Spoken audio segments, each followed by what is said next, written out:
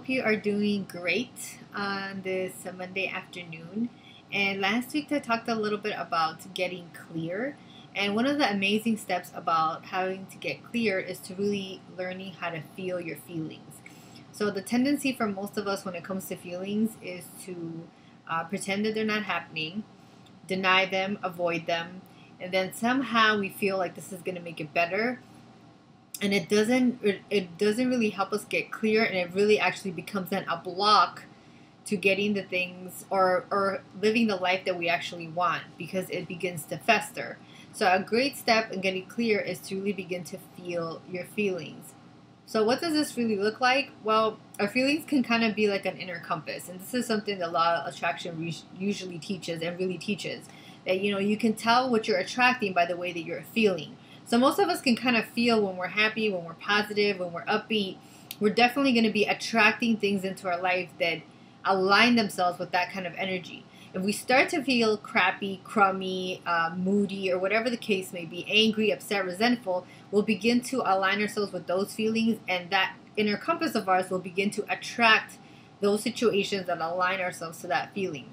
Now, of course, if you're feeling angry, to try to deny that, it doesn't necessarily work. So what it helps you do, though, is to identify and get clear about what you're feeling.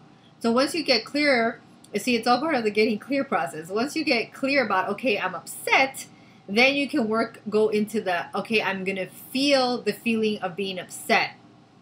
If your ultimate goal is not to be upset, you really have to become one with your anger in order to then be able to release the anger or make the anger go away. So once you become one with the anger, it will no longer be you here and your anger here, because you accept the anger. You guys will kind of become one because you're feeling it, and then it will just disappear from that acceptance of it, from the feeling of the feeling. If you try to deny it, then it will persist to be something separate of you, and something either you want to deny or make it go away, or you just want to get over it. And the more you have that, the more you begin to attract these feelings of trying to get over it.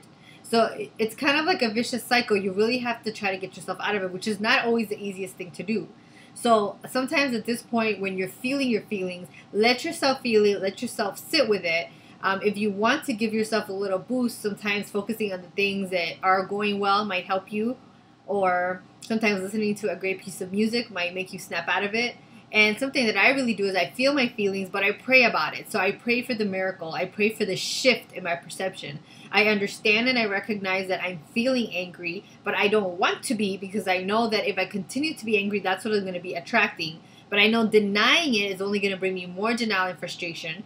So what I pray for is the shift in the miracle, where I perceive the situation as something different. I understand that I'm upset right now, but I would like to not be upset, is what I'm trying to say. I have the willingness to say, please make me not upset about this. Sometimes I don't know how to get there. So that's when I definitely pray for a way to be shown so that I can get there. And the prayer comes with the meditation. So I pray, but then I also listen, and I become very aware of, like, okay, when is the answer going to come?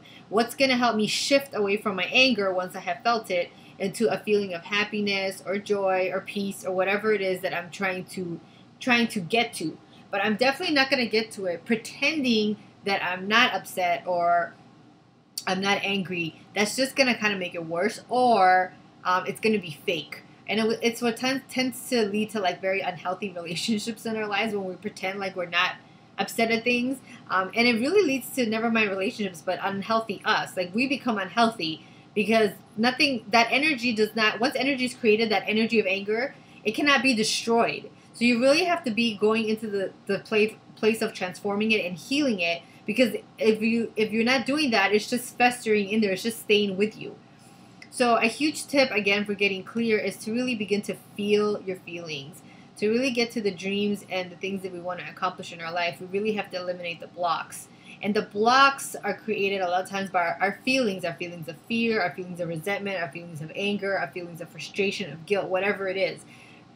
In order to get past those blocks, you first have to really feel them and accept them and become one with them. You can't necessarily try to go around them or go over them. You kind of have to go through them.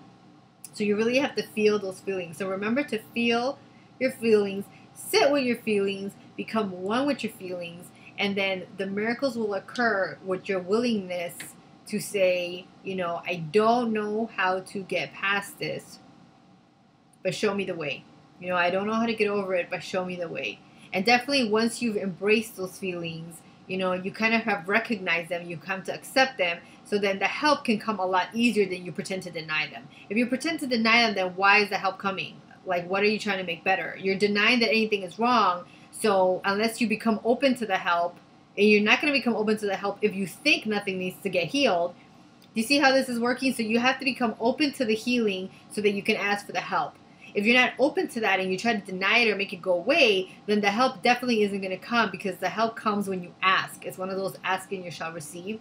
So the Holy Spirit, or your inner guidance system, or the voice for love is something I love to call it. The love will come in and help you and guide you back home to where you feel good once you have accepted and embraced the feelings, which means you first would have to recognize them and not be in denial of them. Okay, so remember these very cool steps in the whole getting clear process, to just feel your feelings.